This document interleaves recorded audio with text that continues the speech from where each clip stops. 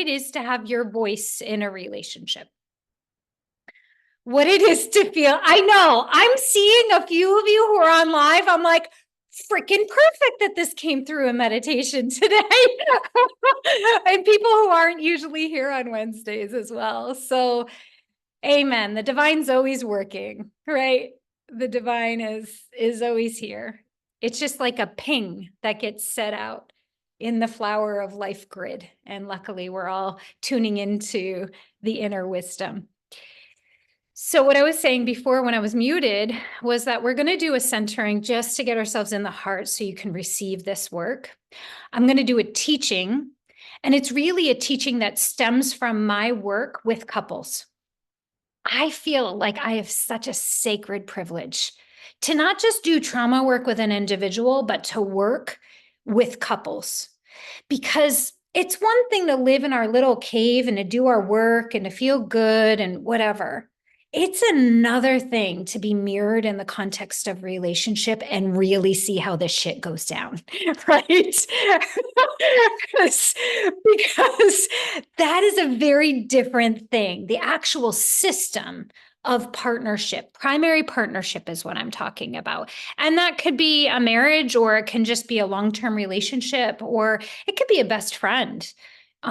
It really doesn't matter what we're calling that primary partnership. But what's fascinating to me is to just watch, to have witness. Because when we work with clients, we're working behind the scenes all day with each of the clients. I know what's going through one person's head and what's going through another person's head. I can see how the interplay of fear and interference and I'm not enough plays out in a relationship, and how the other person interprets that. It's fascinating and extraordinary and sacred work to do our inner work in the context of a relationship. So let's breathe into our bellies. Let's take a nice deep breath into the upper belly. And a nice deep, long exhale. Good. Another deep breath into your upper belly. Exhale.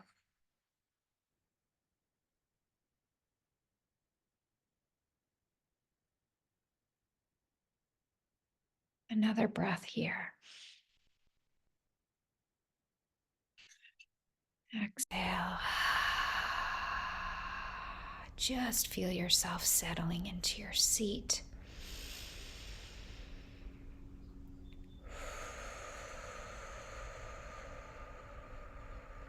Connecting now up to your heart, breathing into your heart space, connecting into that soul flame.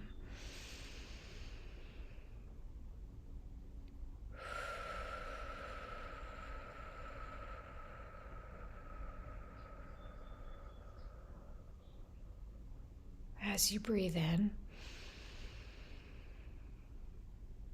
and exhale, begin to move that violet flame throughout your chest and your belly. Feel it circulating and moving through.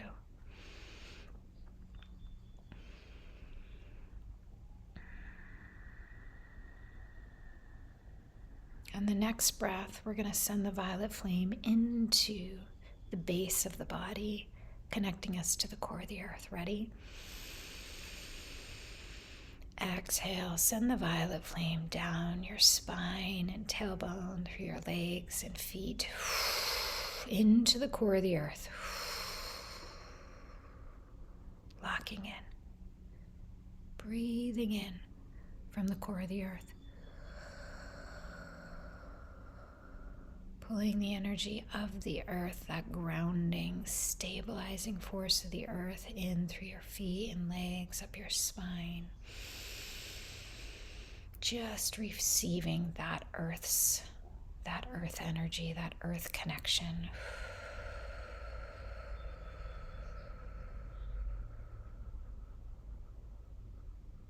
Good. On the next breath, breathe into the violet flame in the heart.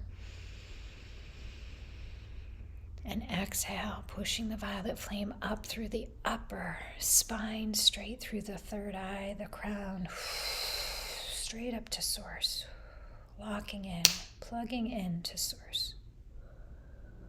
And once you feel that connection, begin to breathe in from above, pulling those light particles, those divine light, through the top of your head, into your body.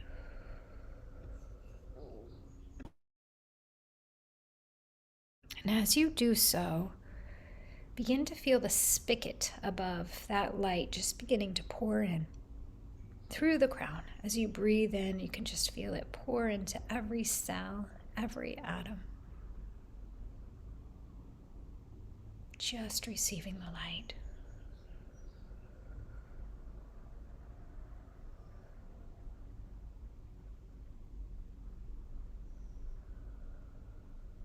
On the next breath, send the violet flame from your heart into the space around you now. Exhale, push the violet flame into that bubble around you, transmuting whatever got stuck in your field that wasn't yours, sealing off the outer edges of your energy field.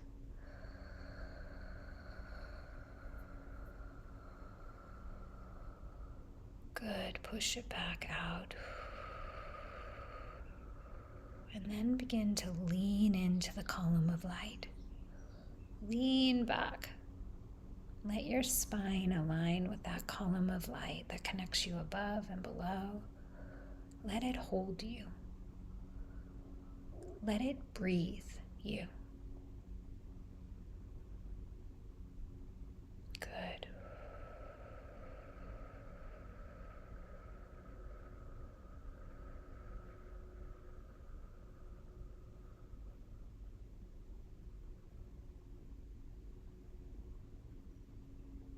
And as you lean back into this column of light, just begin to breathe that liquid white light up your spine. Use that straw, suck it through the straw, through the center of the spine.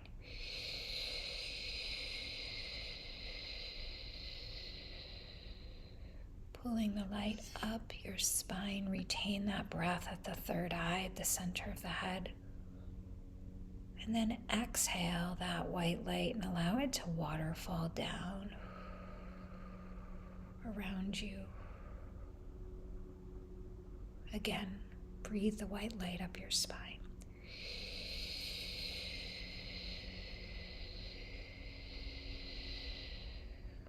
Retain the breath at the top, holding here. You might feel your eyes roll back. Just exhale and let that white light move into whatever physical, energetic, mental, or emotional block in your body. Let it just move through you.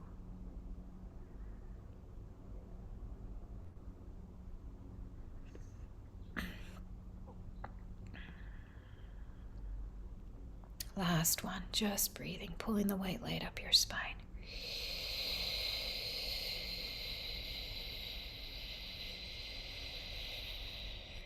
Retain it right here at the center of the head. Good, now exhale it, pour it in to the upper belly. We're working the will chakra today. That is the space where your desire and your truth lives within your body. The throat chakra is where you express it, but the will chakra is where your truth lives. So just place your hand on the upper belly. Begin to breathe the light into your solar plexus, into that upper belly.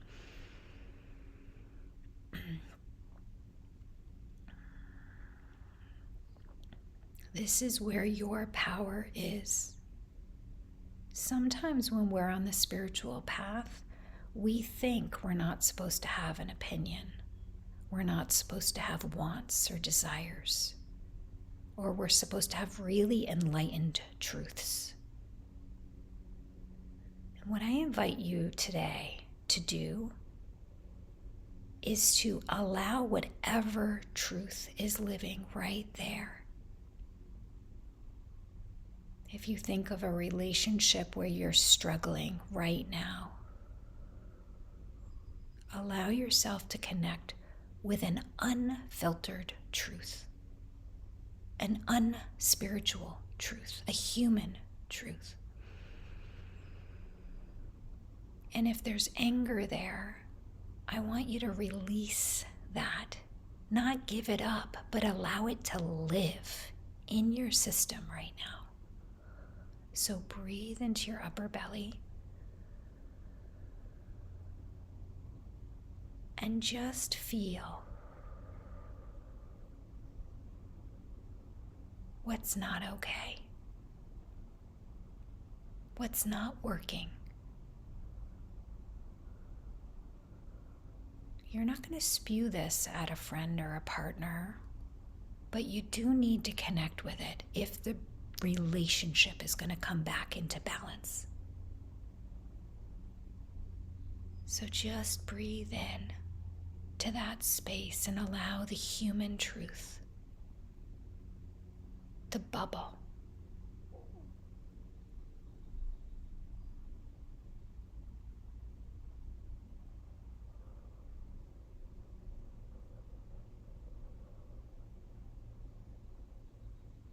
Now, if it shows up as a feeling of powerlessness or a feeling of, I don't know, or it's not okay, see if you can just breathe into that space and find your no.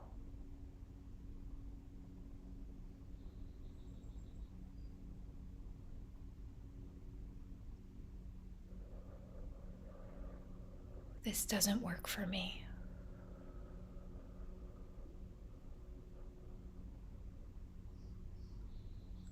If there's anger there, see if that little flame can be built into a bigger flame. You don't have to be scared of your anger. Your anger carries your truth. So see if you can feel that anger.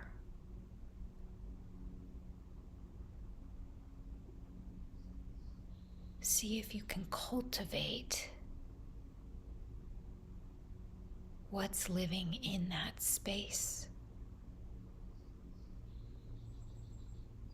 Even if it's not rational.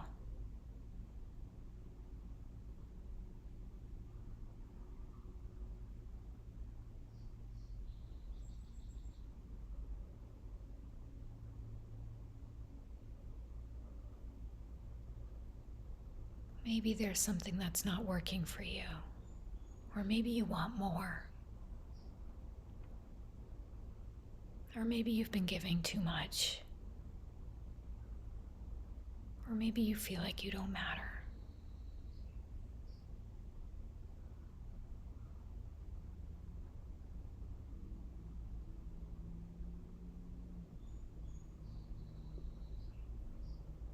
Just notice if there's a part of you that feels like this is not okay.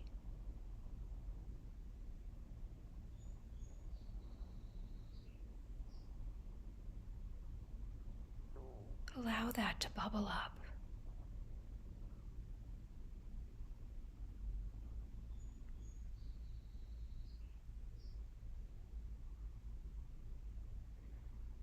And as you cultivate that, as you allow that anger that carries your truth to bubble,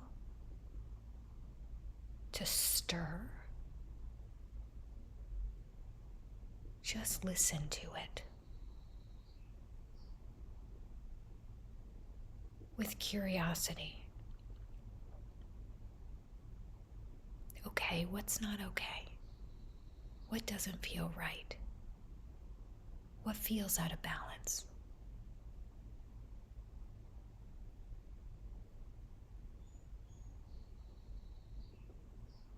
Just listen. to what's gurgling and percolating in that space.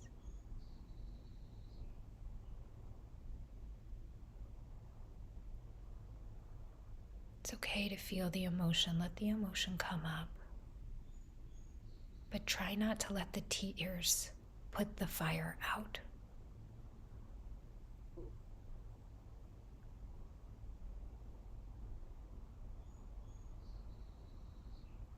Just fan that flame. Just fan it. It won't hurt anyone.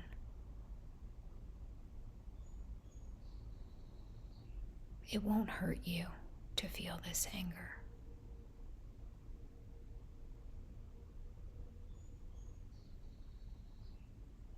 As you breathe into it, as you allow a bit of a temper tantrum in you. Feel that part of you stomp its feet. Feel the roar. And if it's not there yet, allow it to come up.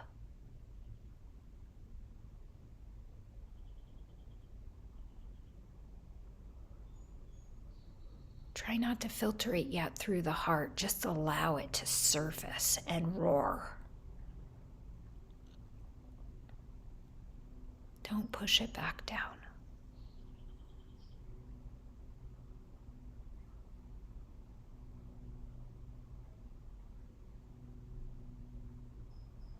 What is that part of you trying to say?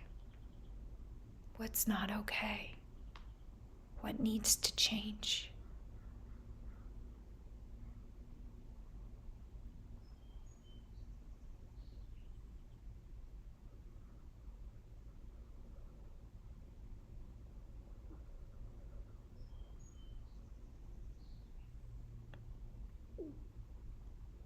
Keep fanning it. Keep listening to it.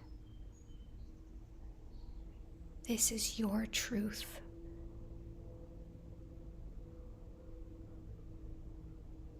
It may not be a polished truth. It may be raw and it may be unkind. That's okay. Just allow it to surface. It's living within you anyway.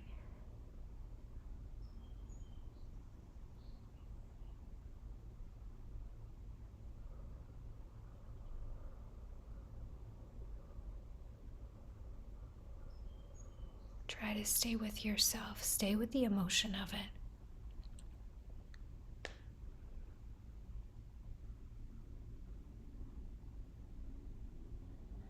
And as you keep it raw, I want you to bypass your heart, your big heart. Your phone is muted, your computer's muted, and just say it in its raw, unkind, unfiltered state.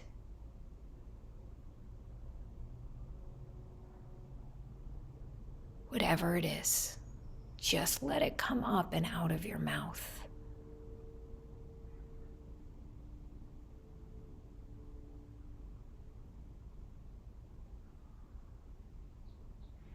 You can do that. Come on, give it a try.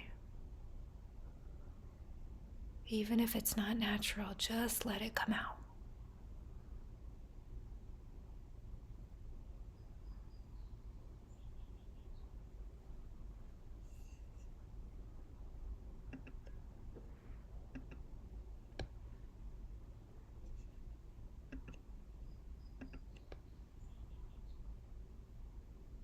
Let it come out. Just say it.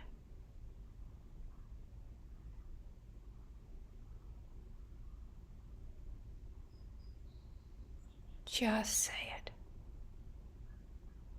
Keep saying it.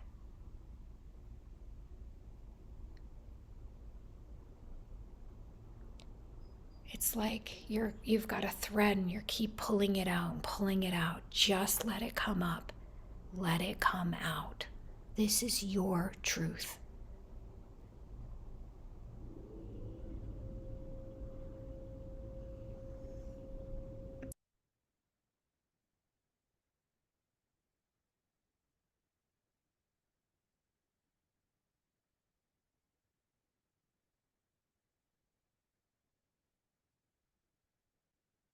Your truth needs to matter to you.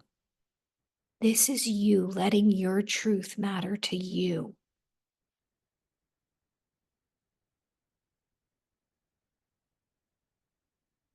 Try not to let your tears push that feeling back down, up and out of your mouth, through your expression.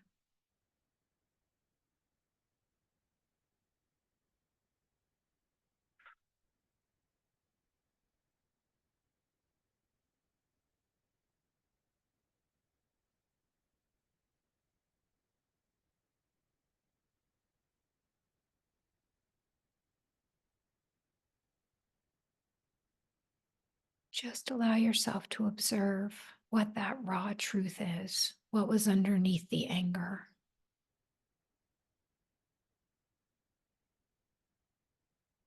Just see if you can acknowledge that this is here.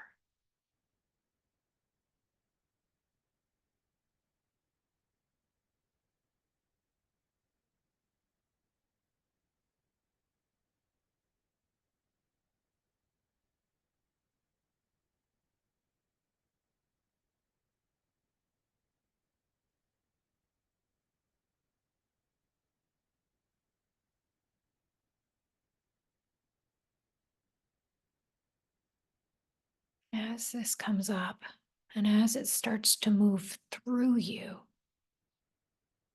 and as you signal to yourself that your truth matters to you, that this is valid, that it's okay for this to be your truth. You give it space in your life, in your body. That matters. You matter.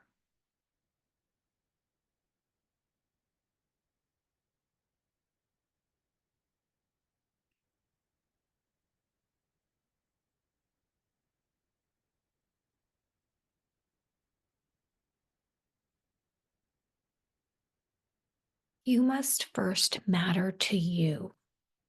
You must first know what your truth is in order for that to have space in your relationship.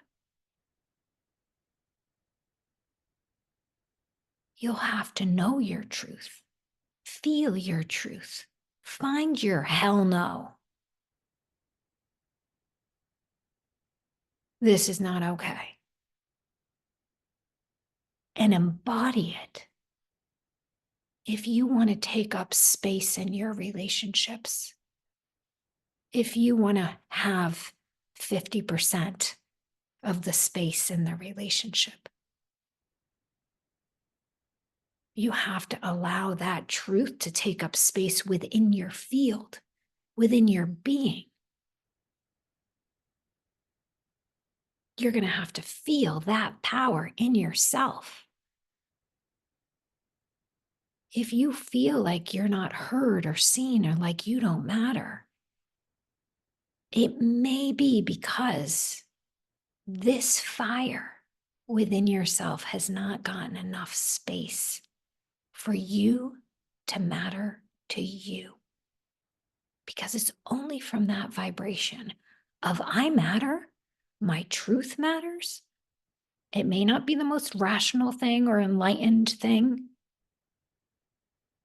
but this matters and I matter. If that vibration is not what you're holding as your sacred truth, then it's going to be really hard to attract a relationship that honors that truth if you're not yet taking up that real estate.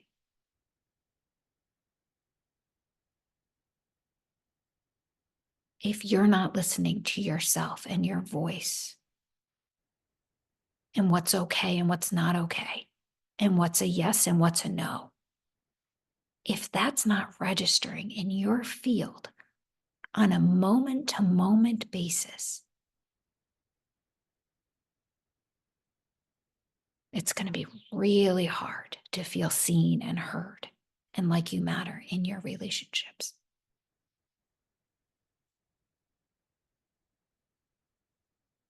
So this is where it starts. Instead of pushing down that anger or telling yourself you shouldn't feel that way, or that you should say the nice thing or be good or take care of other people, that's good. And this fiery truth that's very human and may not be the most rational or comfortable thing is equally important. You are equally important. So, what does it feel like in your body to claim that? To feel like what I want matters, what I think matters, what I care about matters, what I want to do matters, what I desire matters. I'm important. What is the sensation of that in your body? And what does it feel like for that to just be a given? So that when you approach this relationship, it's just an assumption that you have in your vibrational being.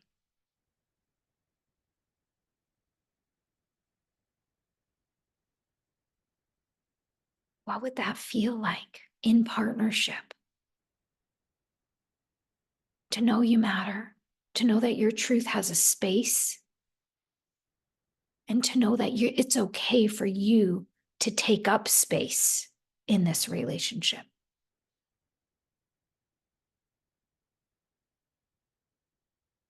What is the sensation of that?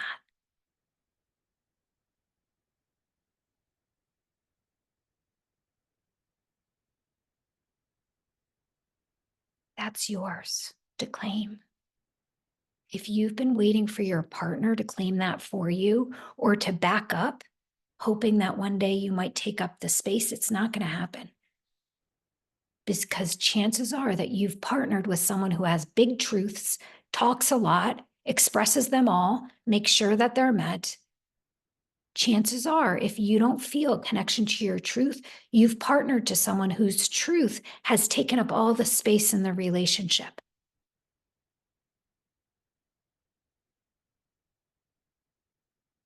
Now, you can wait 20 years and blame them for that, or you can claim your truth and your power and your voice and feeling like you matter and start taking up that space. It's time.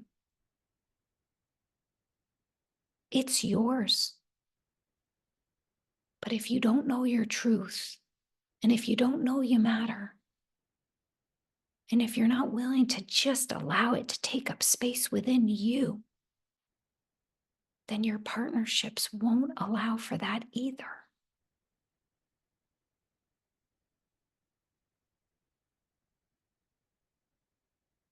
Do you know why?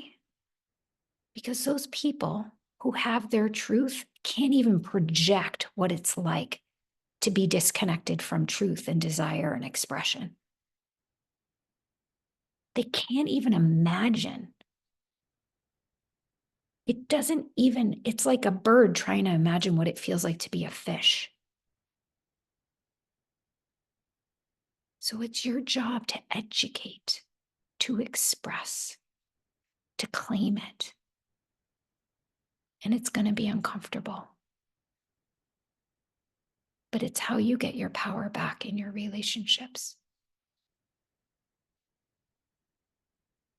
It's how to rebalance the power and the truth in your relationships. It's going to be some work, but I will tell you the return on investment is like through the roof. Because your partner or friend is just waiting for you to claim your truth 80% of the time. They don't want you to not have your truth. you can go into your next relationship assuming that that fiery partner that has truth wants to know your truth, cares about your truth, but simply cannot understand what it's like to be disconnected.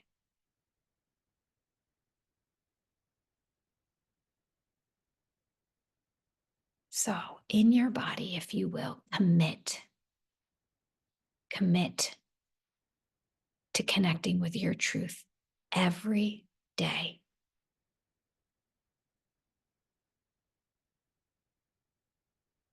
To expressing it. And yes, you will naturally filter that expression through your heart because that's who you are. I'm looking at all y'all. I see who's on here. It's like crazy coincidence that you're all people working on your solar plexus and your voice. Like it's baffling. All of you with your video on today. I see you. I'm talking to you. This is the work, and you can do this work. I did this in my marriage. I was the one taking up all the space and having all the truth and calling all the shots. And I looked down the road and I'm like, why? He's not going to want to be with me in 20 years after I've just kind of like taken up all the space in the relationship, because I'm really good at seeing patterns. I was like, I got to get my shit together. So I cultivated his voice. I was like, well, what do you want? I don't know. Well, find it out. Tell me what you want. I don't know. Well, express it. Tell me. And I cultivated it. And then he went through this individuation, which is kind of like a teenage stage of like, I'm not going to get you your water. I'm going to just get myself. And like, it was this awkward stage of development in our marriage where he like was claiming his truth, but just claiming truth on awkward things. And I was like, okay. And that's what it's like when someone's finding their power and their truth and their voice. It's awkward and it's weird. And it's kind of like a teenager defying. It's not it. It's a very awkward stage of development. It's very weird. But I saw what was happening, and it was him kind of like finding his screw you, Kim. And I was like, yeah, bring it, claim it, speak it. It's hot. Do it. It was so attractive. He was over there thinking he shouldn't have his truth. He didn't want to hurt me. He didn't want to, all these stories. No, I want your truth. And if you're in a relationship where there's no space for your truth, then you finding your truth will bring that relationship to probably its natural end. Because any relationship that doesn't allow your truth is probably not a loving relationship. So it's win-win either way. So then he found his truth. Every time he gets pissed and he barks at one of the kids, I'm like, woohoo. Because in a loving relationship, that other person really wants you to find your truth and express it and to live it. And it's uncomfortable because we like taking up all the space.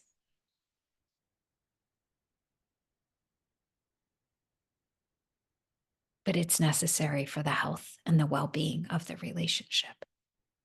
It is scary. Yes, it is unsettling. Well, it's a stage of development. So pushing down that scary feeling to the person who just messaged in the text so that you don't have to feel the unsettled vibration is kind of like, I don't want to go through the discomfort of growth. It's an important part. And you're not going to attract someone who's unsettled. You'll attract someone who wants to be around truth, you, rather than attracting someone who just wants to take up all the space, who wants to be the taker but doesn't want to give. And I know you all have gone through those relationships as I look in this room. So it's worth it.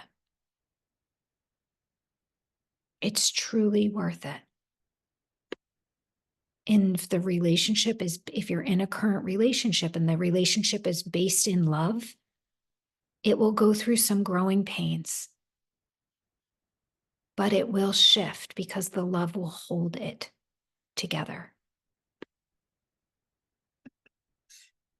This is how we get into abusive relationships, you guys. This is how we get into toxic relationships, because we never think our truth matters, and we squash it, and then we feel powerless and helpless, and we enable and codependent. So it's only when you find your truth and express it and to know you matter and claim that 50% of space that the relationship can rebalance itself.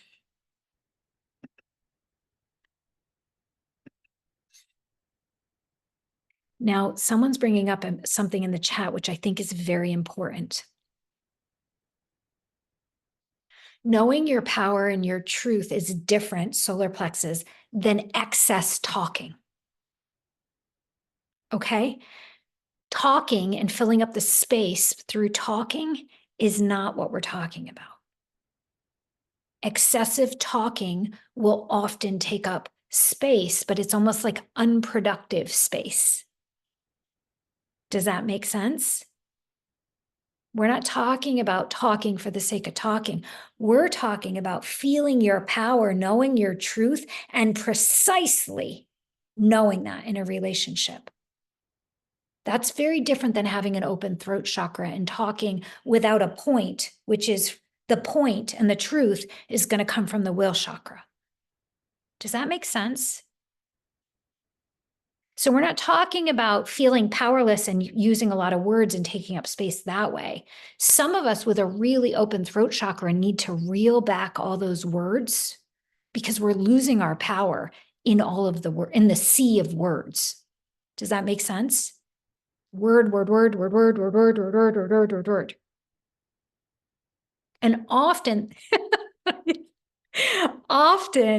we need to process that within ourselves rather than expecting our partner to process our words for us. And this happens with those who don't have a strong will chakra. So taking up space is saying, I get to choose what we do today as well. I'm not going to tell you to make all the decisions. I'm going to make a decision.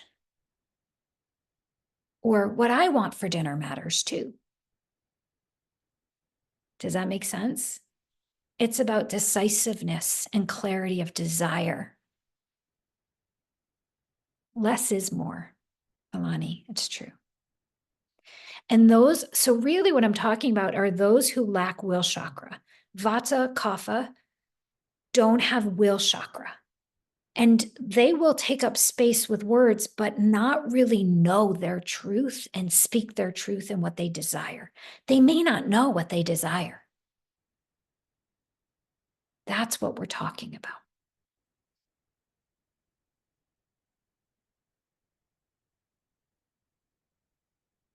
So thank you for hearing the call to come today, because I've been hearing the call to speak on this.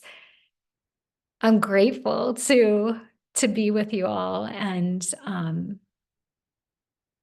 to support this work. It's important work because too much often people are getting pitta imbalanced or will chakra imbalanced. People are being called narcissists and people are feeling victimized by the narcissists. And I'm not saying that the narcissists aren't destructive. They are destructive. There's no doubt. But if we're going to rebalance power and relationship, we need to empower those who don't have a will or a voice or are setting boundaries for the narcissist. Because a narcissist can only get their way in a relationship if someone has abnegated responsibility to set boundaries and be like, oh, hell no.